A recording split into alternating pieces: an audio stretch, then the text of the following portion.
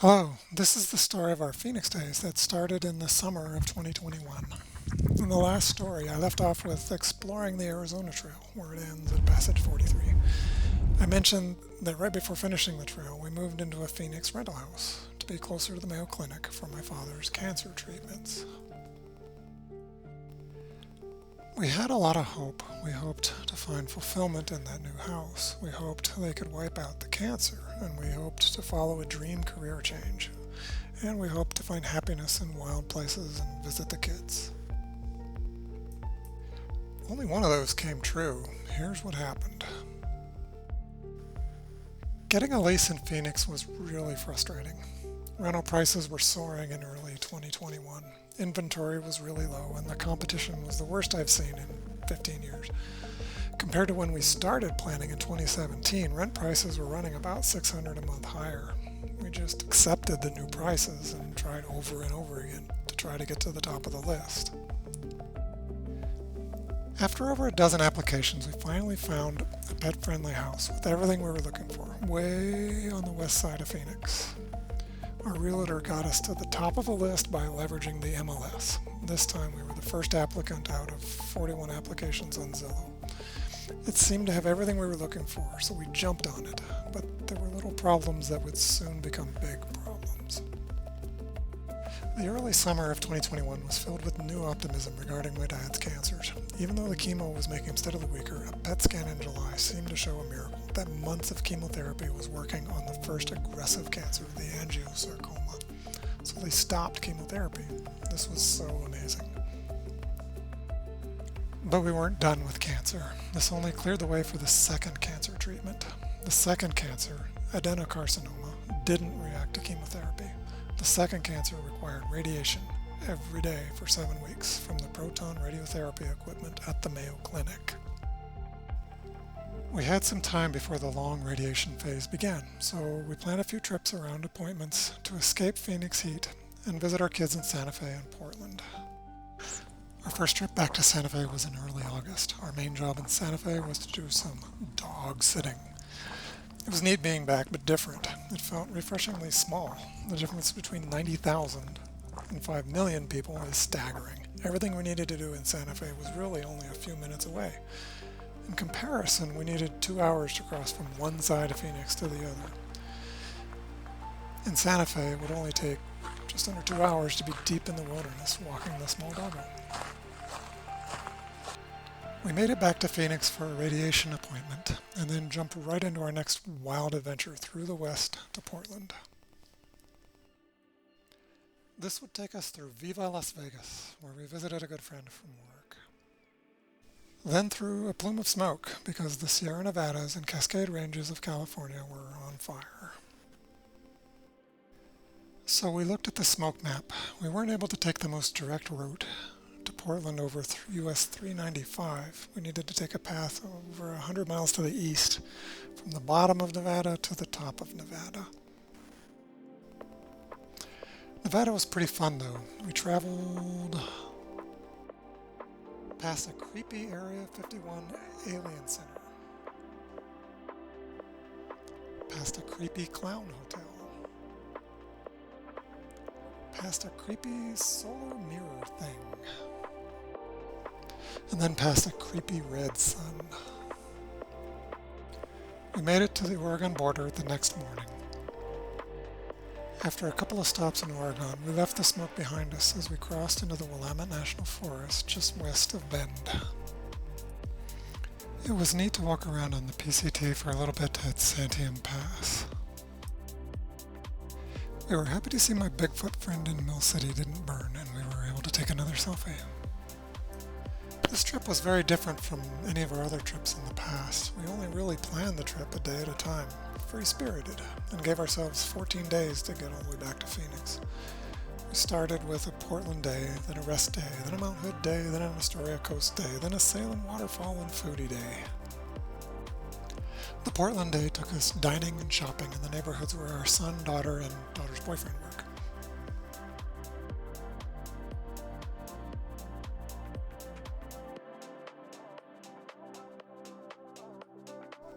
We also got an education in Twitch streaming. And of course, we couldn't have a Mount Hood / Timberline Lodge day without first watching the movie The Shining. Timberline Lodge on Mount Hood was a fascinating and busy place. We were in awe of the massive and beautiful stonework, woodwork, fireplaces, doors, hallways, and patios. But we didn't see Jack Nicholson anywhere running around with an axe. We also got to hop onto the PCT for a short hike in the Mount Hood wilderness.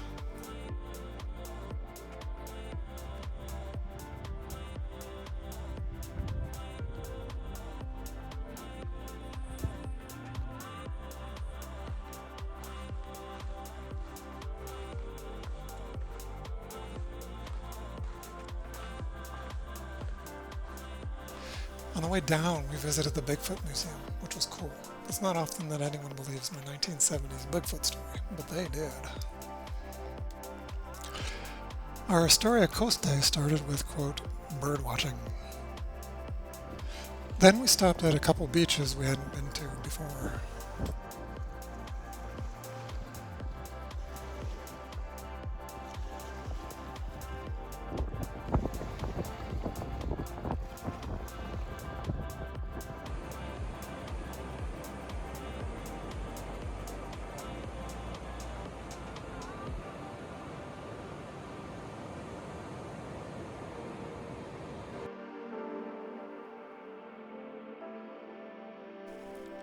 We ended at Astoria with a visit to the Film Museum and a dinner stop, but N.W. Wild, our favorite seafood stop, was closed and was relocated.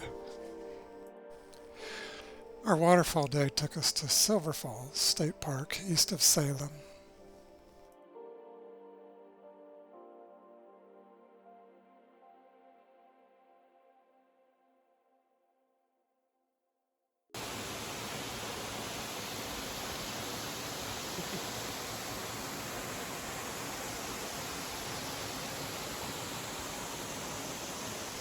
Then we drove along to Chicha Brewing in Salem for some great food.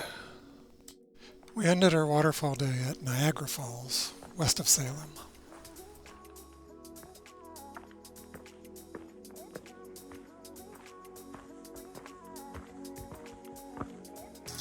Yeah, there's some over here too.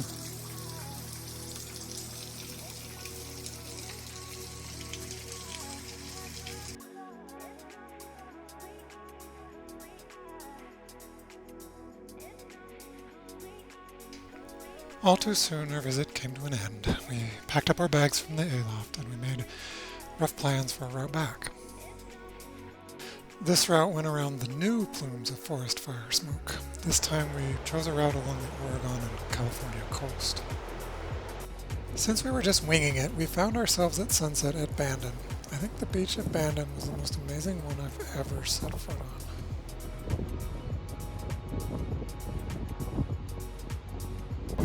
My sunrise walk on the Bandon coast was absolutely beautiful.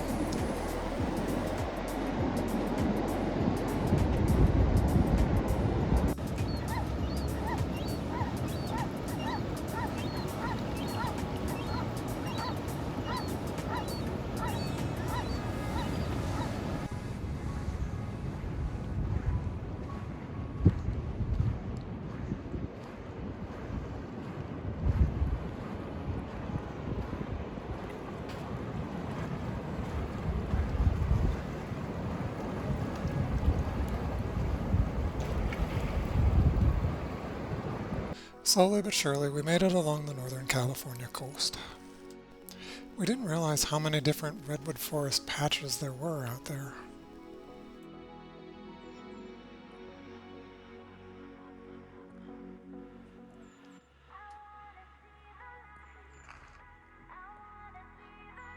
Then day 3 of our return trip took us from the Napa Valley to Golden Gate to Silicon Valley and to Tehachapi.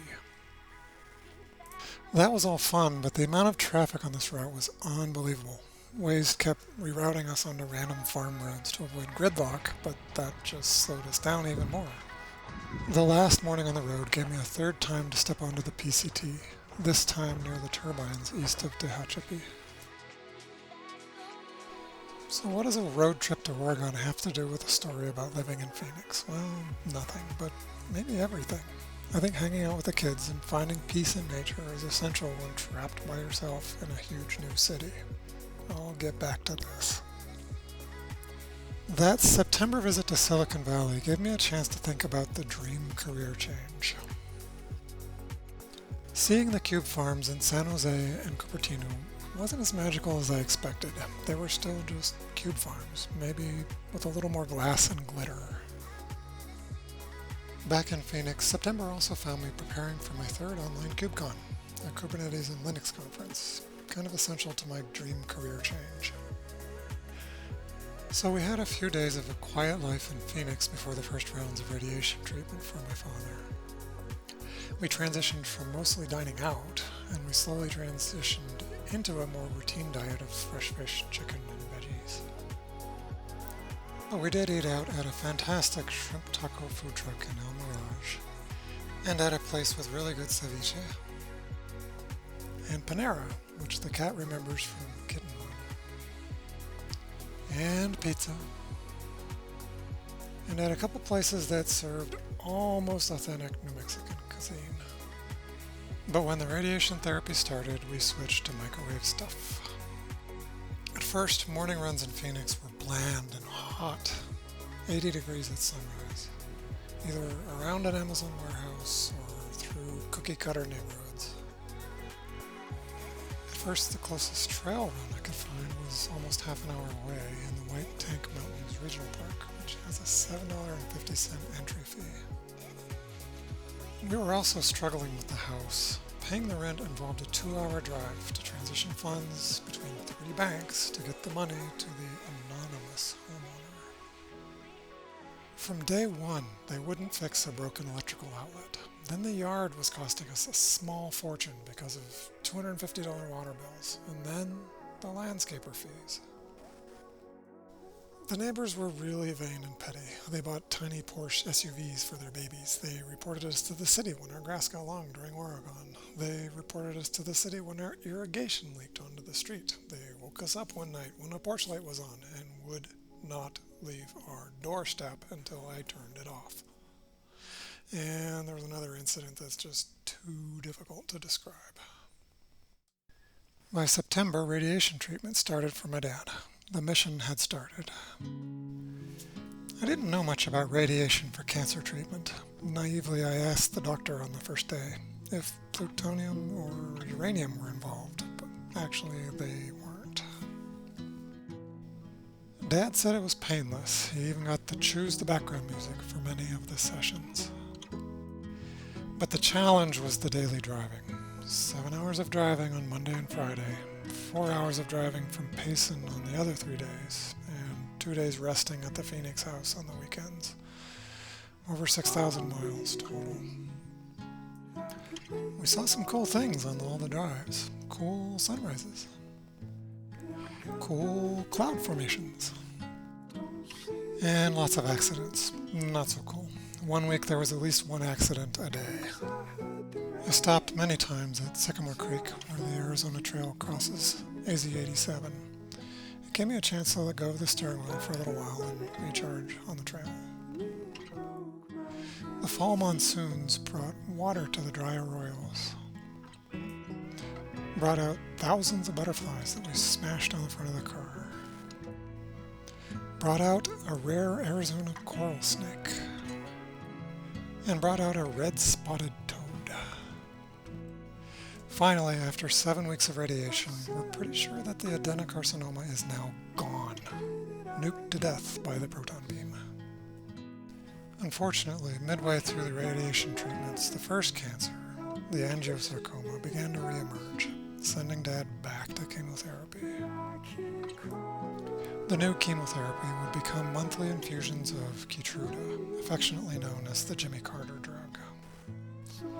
The Keytruda was Dad's 4th chemo drug and continued for several months. This was called a maintenance drug, and things were looking maintainable, a new normal. We scheduled our own medical appointments after the radiation therapy ended. However, this would go badly as well. Kathy and I discovered that neither of our medical insurance policies policies worked in Arizona. So we scheduled travel medicine, traveling back to Santa Fe for our appointments. This was a real struggle one time in November when I needed to be in both Phoenix and Santa Fe a day apart. And things continued to go bad after that. 2 of Kathy's tests needed follow-up tests to rule out cancer. She was really frightened for a couple of months between the tests. We did have a few good experiences though as fall began to set in. I went for a hike to Atalaya Peak with an old friend. We had a Zoom Thanksgiving. We had a Zoom Christmas. We visited Ajo, Organ Pipe, and the Border Wall on New Year's. And in the midst of the new normal in Phoenix, we found a getaway. A few years ago, Maricopa County constructed a 240-mile loop trail, mostly around the perimeter of Phoenix. This trail, our getaway, is called the Maricopa Trail. We started visiting its trailheads and access points, and I ran 3-mile sections, out and back for 6 miles at a time. It was a great way to explore the desert-urban interface in the middle of winter in shorts, along with all of the badasses. Maggie talked me into making a couple of running videos just for TikTok.